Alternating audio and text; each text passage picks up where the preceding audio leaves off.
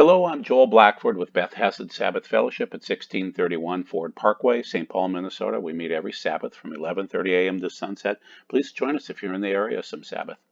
Today's video is distressing because two oil tankers are on fire. These were slated to deliver oil to Japan, and they're on fire near the Straits of Hormuz, but in the Gulf of Oman, which is that bottleneck, by Iran and by the Prince of Persia, so to speak. So we need to discuss this because I believe that the Prince of Persia is setting a trap to entice Trump and the USS Abraham Lincoln into humanitarian aid to assist these vessels that are on fire and those people that are in distress. And so they would have to answer that SOS, but if they go in there, they will go into this bottleneck and they would come to their fate, which would be being sunk. Iran has the technology and the ability to sink these ships very fast because it's their home base. And also, I believe that the Prince of Persia is involved in this. So let's investigate this today and see what's going on prophetically, biblically, and in the news. So this alleged attack on two oil tankers in the Gulf of Oman occurred just 40 miles off the coast of a secretive Iranian naval base where they have had submarine-launched anti-ship missiles tested out in February of 2019. This JASC base was established in 2008. According to reports, it could be under the control of the Iranian Navy or under the Islamic Revolutionary Guard. You never know. They don't talk to us, but that's the what and the where. So we know that this is an attack near Iran, but just outside in that Gulf area there. And we know that Iran is fomenting something, but is it them or is it the Prince of Persia? Okay, so the national security offices told CBS that it's highly likely that Iran caused these attacks, but we can't prove it yet. We don't know if they provided aid and assistance to the sailors, but they were picked up by an American destroyer. The odd thing about this is that it's on Sivan 10, and nothing occurred 10 days ago, well, not 10 days ago, but on our festival of Shavuot and Pentecost. Nothing occurred just a few days ago, and that was interesting, and I'll show you that too. But Japanese leader Shinzo Abe was in Iran trying to defuse this crisis, and then his Japanese-related cargo was burned right after that. So who knows what was stated, who knows what occurred, but these are these tense Middle East standoffs that could foment a war, lead to an accidental war. So, according to the Daily Mail, it's highly likely that Iran is behind this, and it's a torpedo attack of two tankers. And so this could disrupt your oil, which means you should probably consider buying your gas as soon as possible before the prices go up.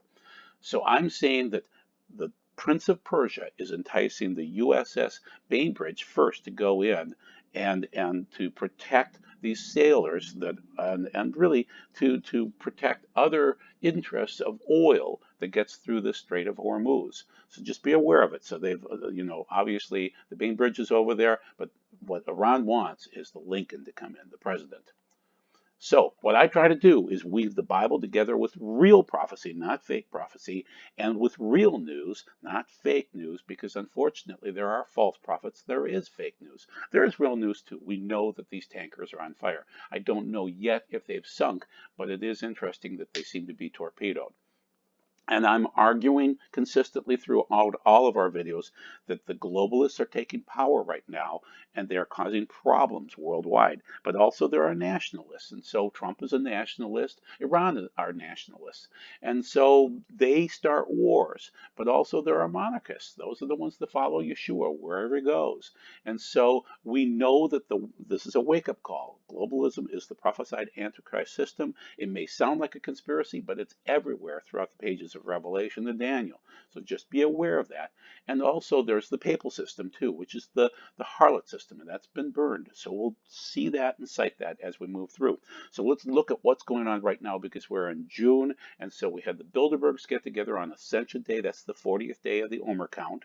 And that's when Jesus ascended into heaven, and he'll return the same way. Then they ended about the same time as Yom Yerushalayim Day, which is very interesting. That's a big day. Then Ramadan ended on the 4th of June, which would be Sivan, the first day of Sivan. Then we expected something on June 9th, the 50th day, but nothing occurred in the world. But other things have been occurring up to this time. So that's why I expected something on that day. Nothing occurred. But now on the 10th day of Sivan, something did occur. Iran attacked. I believe it's Iran. So it's just interesting that the 40th day was big, the 50th day was nothing.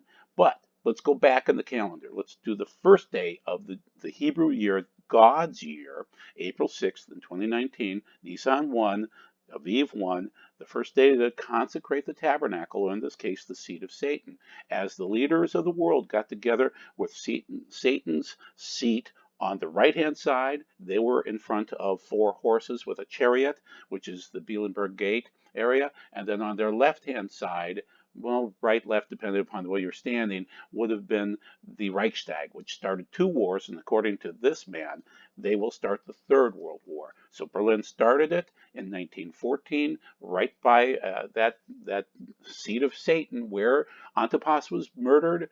He became a martyr, and others have too. As the seat of Satan, that's where they cooked, literally, and burnt as a Holocaust offering all of these wonderful believers in Yeshua during the first century. Then eventually, in about 1879, it was moved up to Germany, and Sadhu Sundar Severage is saying that the Third World War also will start from Berlin, and that is where the Antichrist will rule. So now on the 10th day of Nisan, we had an Ola offering. The Ola would have been potentially Itzhak, as Abraham was going to slay him and burn him, but instead, you see the ram way off to the left-hand side there? That became our Holocaust offering at that point in time. Yeshua was inspected on the 10th day of Nisan 10 through 14, as he should have been in the temple, and he was found to be perfect. But now, on the 10th day, which was April 15th, the 10th day of Nisan in 2019, the beast burned the first sacrifice, I believe, an Ola offering a Holocaust, and that was Notre Dame. So it's just interesting how those days all matched up early on in the year, and now nothing happened. Well, something big happened on the 40th day, nothing on the 50th day, but now on the 10th day of Sivan, we do have 2 oil tankers being burnt. Okay, so now I will argue this all day long. I went to college with Iranians. I protected Iranians during the first, when the Ayatollah Khomeini took over and had the revolution, and they took over our embassy and held our people hostage. I protected Iranians because they're good people. They're wonderful people. Their leaders are part of a genocidal death cult. But the why is that they believe the last Mahdi, the 12th Imam, will show up if they foment a war. So this is part of their death cult belief. This is their eschatology. I have an eschatology that Yeshua will return again. They have a different eschatology. The 12th Imam will be like Jesus, and he will fight alongside Jesus and kill Jews, and it's just all weird. But that's their death cult beliefs. That's the why behind this. So Shiite Muslims generally believe that the Mahdi will arrive following a period of widespread violence, war, and instability, and will usher in justice, an event like Armageddon, the conclusive battle between good and evil. Their comments come as Iran has grown increasingly entangled with several regional conflicts, including Syria, where the Revolutionary Guard forces have been battling to support the embattled dictator Bashar Assad. So this is their death cult. This is what they believe in. This is what they want to force. They want to force Armageddon, and they seem to be doing so today. They're not claiming that they torpedoed those 2 vessels, those oil tankers destined for Japan, but it happened right off their naval base. Okay, so this is from Breitbart, and so they're saying that Iran is stronger than all of its 15 neighbors except for Russia in the military field, and that Tehran is also saying that they will inflict the most crushing and most surprising strikes on America, not just in areas around the country, but also beyond in the seas. And they're claiming that if we put our billion-dollar fleet into that area, the Straits of Hormuz, they'll be destroyed with 1 missile, and they really have the ability to do so. And then, of course, they come against the Zionists, too. So just be aware of that. This is continuing on with Breitbart, that we have our strike force sitting outside. It's about 450 miles outside of this hotspot right now. And we have the Lincoln sitting there with they have B-52 bombers nearby too. And so the Lincoln is huge. It was built in 1989, or commissioned technically. It's 1,092 feet. It's about as tall as the Empire State Building. It's got tons of airplanes and Seahawk helicopters, and it is a powerhouse, but it's also slow and it's old. So according to the Ayatollah, they can be destroyed with one missile, and he is correct on that. It's possible. So the Fars News says that the U.S. has been forced to keep its Abraham Lincoln outside the narrow confines of the Persian Gulf due to Iran's missile threat. And so the Lincoln Strike Group, yes, again, is 450 miles outside of the tension area, but they may be drawn in. They may be enticed by the Prince of Persia. This is present-day Iran. You can see the Persian Gulf on the left-hand side, the Straits of Hormuz there, that tight area, the tight turns, and then the Gulf of Oman. And so the carrier force is 450 miles from this. This is during Daniel's time. Daniel was pulled out of Jerusalem on the right-hand side here. He was brought to the ruins of Babylon. Well, to Babylon, it became ruins because the Medo-Persians came in. The Persians, the Iranians, came in and sacked Babylon. And that happened exactly 70 years to the day from the time that they were taken in. So it's just very, very interesting that these ancient times match present day times, that the Persian Gulf is still there, the Prince of Persia is still there, and these things are still occurring in biblical prophetic ways. Now we need to move forward to the modern day prophets. And I can't vet these people, so I don't know what to say. I'll give you my opinions on what they happen to say, but can I trust these prophecies? I don't know. But it's not speculation, people. Now let's jump in and take a peek at these. Okay, so this is Carolyn Diadem. She seems to be a wonderful lady. She's Holy Spirit driven. She has a video called Trouble at the Strait of Hormuz, where she says the USS Abraham Lincoln will sink in the Straits of Hormuz. And this is fairly recent, too. So this is the Lincoln. It is slow, it is old, and it is near the Persian Gulf, but it's outside right now. This is another person looking towards the heaven for Jesus. I don't have the name of this person, but she's saying the USS Abraham Lincoln, a powerhouse ship of all manners of vessels, operations, arsenal, equipment for heavy warfare, will be struck with fire, and attempts to destroy will prevail.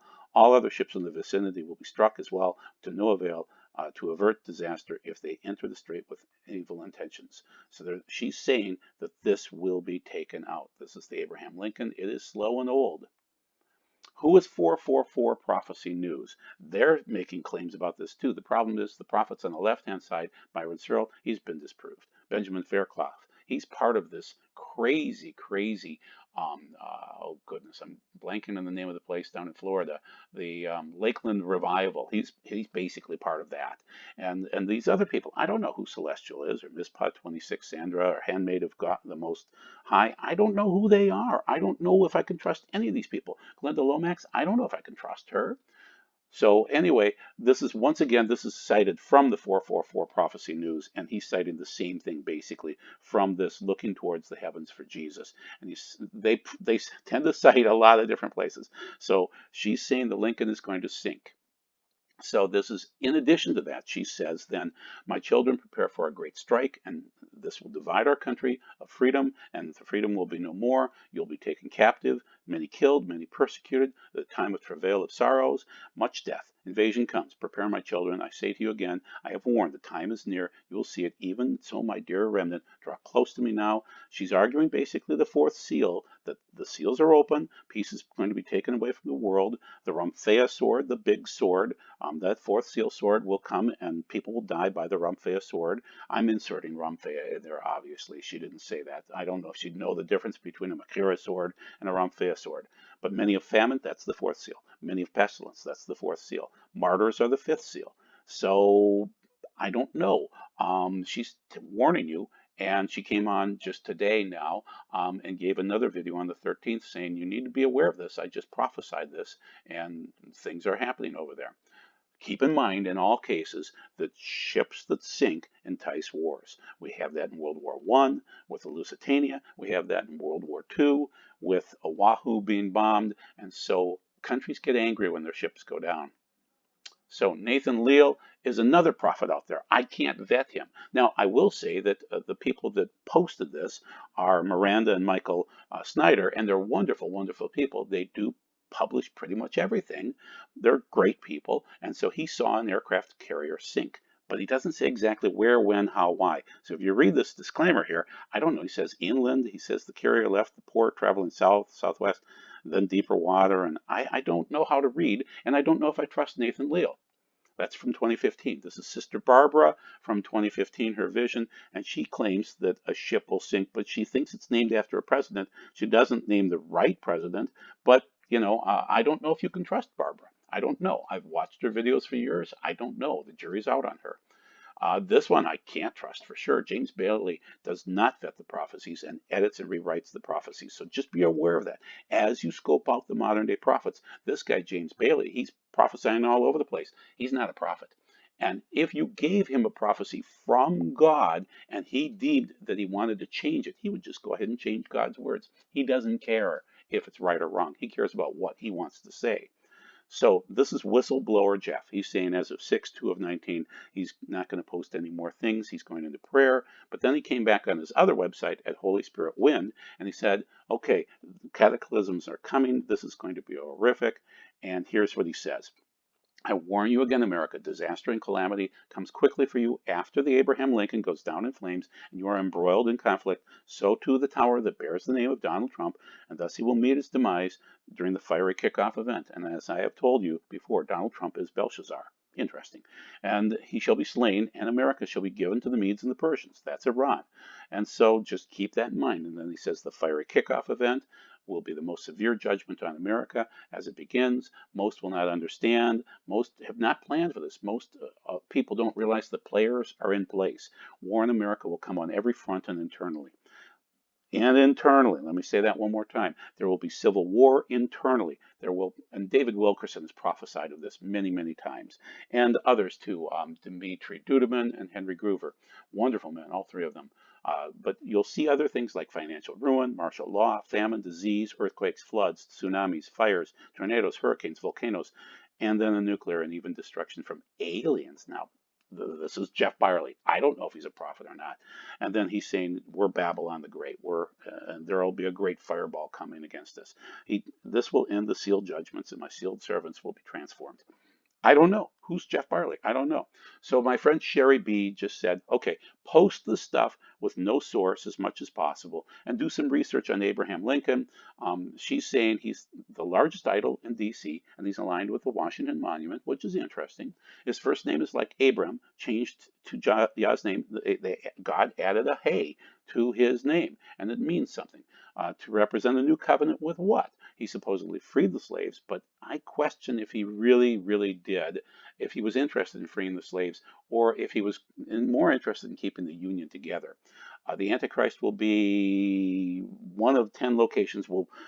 She's claiming that the Antichrist will be shot in the head. No, that's one of his 10 locations will be. And so with Lincoln being shot in the head and one of the 10 locations of the Antichrist shot in the head, supposedly, it's just interesting to note it. So thank you, Sherry, for making those comments. I'm stating with the Lincoln Monument and the Washington Monument that we shall not make graven images nor any likeness according to God's word. We're not supposed to be making these things. That's an idol to Lincoln. That's an idol to Washington. So just be aware of that. And Washington, D.C. has many idols in it, which is problematic. So now let's discuss what Sherry also asked for, which is let's discuss the transition from Abram to Abraham. And this is according to the Velveteen Rabbi. And he says, Abram, during Parsha Sarah, she had her name changed from Sarai to Sarah by adding a hey. Abraham became, with the extra hey, God added that name, added that H, that hey sound to give him the breath of God, the devotion of God. And so it denotes God. It means Hashem. The name is Hashem with the hey in there. And so it's like breathing. It signifies that God is breathing life into all of his generations after that. It's a sign of the divine spirit of God, the Ruach, which doesn't have a hey in it.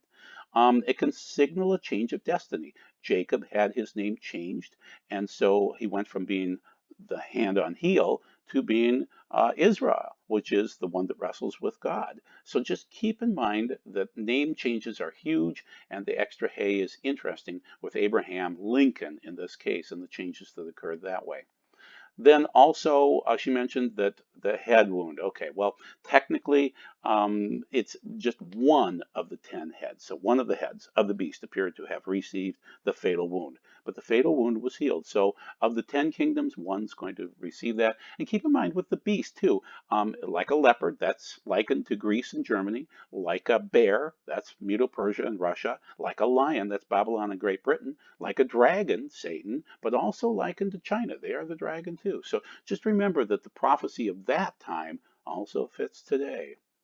So now we need to go into Daniel and discuss some deep prophetic words. So let's go into what sets off all of the end times and the gap theory. Okay, so Daniel says in Daniel 9:24 through 27, 70 weeks are decreed upon thy people and upon thy holy city to finish the transgression. That's pasha, that's rebelliousness. That is an intentional sin, to finish that, to be done with that. And to make an end of sins like a chata. A chata is an unintentional sin. Mary brought in 2 doves because she couldn't afford a larger animal, a sheep or a goat. And so she brought in 2 doves for her chata, which is birthing the Messiah. It's not a sin. It's called a sin offering, but it's not. It's a ritual impurity offering. And so she did it exactly on the 40th day. And Simeon and I'm blanking on the lady that was there too, were both blessing her. And they were there because God had told them that this prophecy would be fulfilled, and they had to be witnesses. So in this case, also, he will forgive iniquity, which is avon, the other willful sin. So pasha and avon are willful. Chatas, and there are many different types of chatas, they're unintentional. And to bring in everlasting righteousness, and seal vision, and prophet, and anoint the most holy place. Know therefore and discern that from the going forth of the word to restore and rebuild Jerusalem unto the one anointed, a prince, shall be 7 weeks. And for 62 weeks it shall be built again, the broad place and the moat. But in troublous times, and after 62 weeks, shall the anointed Messiah, that's our Messiah Yeshua, shall be cut off and be no more. And then the building will be destroyed too. And the people of a prince that shall come shall destroy the city and the sanctuary. That's Rome. That's the 4th beast. But his end shall be with a flood, and shall be the end of unto the end of the war. Desolations are determined, and we're sitting on wars right now. We're waiting for them to occur. He shall make a firm. That's givor in the Hebrew. That's a strengthened covenant. He shall reaffirm this covenant for 1 week, and during half of the week he shall cause the sacrifice and the offering to cease. And upon the wing of detestable things shall be that which causes appalment, and that until the extermination wholly determined to be poured out upon that which causes appalment. There's a gap in there. There's a huge gap, a time frame of almost 2,000 years. And so I'm a biblical futurist. I believe in futurism, which means that this time frame is occurring right now. We're literally on the edge of the final 7 years, based on verse 26 when the Messiah was crucified, and then the 70 AD Holocaust of 26b. But really, 924 should have been fulfilled 7 years after Palm Sunday. It was not. Jesus indicated the gap in a few verses there in Matthew 24, 21, and then Daniel 9:27. It was really never fulfilled historically. The gap occurs elsewhere in Isaiah 61, 1 through 2. That's a huge one. And then in Luke 4, 16 through 21. There are gaps out there, people. There are many, many gaps. There's a gap between 9:24 through 27 and then Daniel chapter 10. There are just gaps. Get used to it. And then the early church fathers indicated a gap too, the Jewish ones for sure. So then the guys down below here on this slide are the preterists. They believe everything occurred by 70 AD or 34 AD. It doesn't matter. It's all done. All the 70 weeks are done, and there's nothing else to look forward to. So just turn off the video right now. I'm kidding. I'm kidding. I'm not a preterist, and I don't think you should believe preterists. I think you should be very, very careful with someone that says God is done and nothing else needs to occur, and we're cessationists maybe, so that God's Spirit is no longer present. There are no longer prophets anymore. That's really bad. Just go with the fact that God is sending Yeshua back at some point in time. We don't know, but there's been a gap, a long gap. Now we move into Daniel 10, which is this gap after 9, and the first thing we see is Persia, which is very interesting. So just be aware of that. Persia may factor into the end times and the kickoff. So in the 3rd year of Cyrus, Trump has been likened to him, king of Persia. A word was revealed unto Daniel, whose name was called Belshazzar, and the word was true, and even a great warfare. Whoa, there you go. That's interesting. Right after we give this big prophecy, we talk about Persia and warfare, and give heed to the word and understanding of the vision. In those days, I, Daniel, was mourning 3 whole weeks, 3 whole weeks, 3 whole weeks, a delay. And I ate no pleasant bread, neither came flesh nor wine into my mouth, neither did I anoint myself at all, till 3 whole weeks again were fulfilled. And on the 4th and 20th day, the 24th day of the first month of Nisan, I was by the side of the great river, which is the Tigris, that's in Persia. And I lifted up my eyes and looked, and behold, a man clothed in linen, whose loins were girded with fine gold of Uphaz. Continuing on a little bit later on in Daniel 10, and he said unto me, O Daniel, thou man, you are greatly beloved. Give heed unto the words that I speak unto thee, and stand upright, for now I am sent unto thee. And when he had spoken this word unto me, I stood trembling. Then he said unto me, Fear not, Daniel, for the first day that you did pray and set your heart to understand and to humble yourself before God, thy words were heard, and I am come because of thy words. But the prince of the kingdom of Persia withstood me 21 days. But lo, Michael, one of the chief princes of the Hebrews, of the Israelites, came to help me, and I was left over there besides the kings of Persia. And now I am come to make thee understand what shall befall thy people in the end of days, for there is yet a vision of those end of days. Continuing on later on in Daniel 10, then he said, Know thou therefore, I come unto thee, and why he's coming. And now I will return to fight with the prince of Persia again. So there's that conflict, this warfare that's going on in the heavens and possibly down on earth with the prince of Persia right after that big prophecy. For I go forth, lo, the prince of Greece shall come after this. Howbeit I will declare unto thee that which is inscribed in the writing of truth, and there is none that holdeth with me against these except Michael, who is, according to Daniel chapter 12, he is the one that protects Israel, the Hebrews. Continuing on to Daniel 11, but as for both these two kings, which is interesting. These verses in Daniel 11, 27 through 30 are talking about the time just before the Antichrist shows up. And there are these two kings that are fighting, and their hearts shall do mischief, and they shall speak lies at one table, but it shall not prosper. For the end, the cates, that's an N word, remaineth yet for a time appointed, la moed, which is like a festival, but it's that time, it's a festival time, when God will return the Messiah, and he shall return to his own land with great substance, and his heart shall be against the holy covenant, and he shall do his pleasure and return to his own land. At the time, la moed again, appointed, he, I don't know who that is, shall return and come into the south, but it shall not be as in the latter time as it was in the former. So at least in this case with Daniel, we're seeing that there's a former time of Greece and Medo-Persia and of Rome and things like that, but then there's a latter time too of now that will apply to this. For ships of Kittim shall come against him, and he shall be cowed, and he shall return, and have indignation against the holy covenant, and shall do as his pleasure is, and he shall return, and have no regard unto them that forsake the holy covenant. Interesting. And continuing on in Daniel 11, and arms shall stand on his part, and they shall profane the sanctuary, eve of the stronghold, and shall take away the continual burnt offering, the holocaust. And they shall set up the detestable thing that causes appallment, and shall do wickedly against the covenant, and shall be corrupt by blandishments. But the people that know their God shall show strength and prevail, and they that are wise among the people shall cause the many to understand.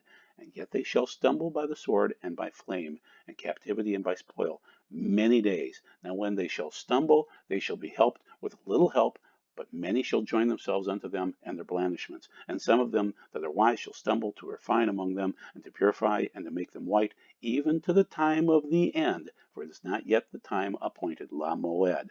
So then as we head up to Daniel 11:36, we know for sure that's the Antichrist, because he'll do as he pleases, and he'll worship the god of Azazel, of these hairy goat demons. And that's my translation, Ma'uzim. So you can see that in some of my other videos, or you can ask me to translate that for you directly. Now, I want to cite a couple of other prophecies that are very intriguing, and I've never really been able to figure these out. This is from Numbers 24, from Balaam. He's prophesied a few times. This is his last parable. And he took up his parable and said, Alas, who could survive these things from God? Ships will come from the Kittites and afflict Assyria. We know if Assyria factors in. That is, very interestingly enough, it's from Isaiah 17, verse 1. So we know Assyria factors in and shall afflict those on the other side. That's Aver. And that's like saying the shoresh, the root of the word Hebrew. Very interesting. But he, and I don't know who this who is, two will perish forever. So Balaam arose and went and returned home, and Balak went on his way. Very interesting prophecy. So let's look at one more idea from Ezekiel that kind of matches up with this. So let's just look and see what you think of this. So this is from Ezekiel 27 and 28 in some ways, because 28 tells us who the real king of Tyre is, and that's the Satan. And thou, son of man, take up a lamentation for Tyre, and say unto Tyre, that dwellest at the entry of the sea, that is the merchant of the peoples, unto many isles, thus saith the Lord God, thou, O Tyre, hast said, I am of perfect beauty. Thy borders are in the heart of the seas. Thy builders have perfected thy beauty. Thy wise men, O Tyre, were in thee. They said that, but they were thy pilots. The elders of Gaval and the wise men who were thereof were in thy calkers, and all the ships of the sea with their mariners were in thee to exchange thy merchandise. Persia, Lud, and Put were in thine. These are the mercenaries of Satan's army, according to the rabbis. Thy men of war, they hang the shield and helmet in thee. They set forth their comeliness. Okay, so I don't know what all those verses mean. I can't solve it, but I'm laying it out for you to see. I'm telling you based on my information. I know that the third seal opened up in 2012, so we're 7 years after that. I'm guessing that seal 1 opened in 1967 as the Temple Mount was handed back. I'm guessing that seal 2 opened up east of Jerusalem with 9/11 and 2003 when we started wars east of Jerusalem that never end. Seal 4 we're waiting for right now. We're seeing many signs of it right now. And we're seeing signs of seal 3 too. We know food prices are going to rise and oil prices too. Seal 5 is martyrdom. Seal 6 is burning figs in an earthquake. These are my specifics about that, and so I've already listed those off. Keep in mind it was Jeroboam's false Sukkot in 2012 that seemed to kick off Seal 3, and that's the only time date stamp that I have. So I wanted to point out a couple of little things. These are random hits at the end here.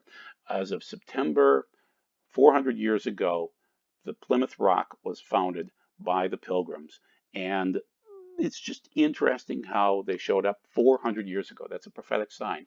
So as of 2020, that'll be 400 years, but we'll start the 400th year in just a few months here. Very interesting.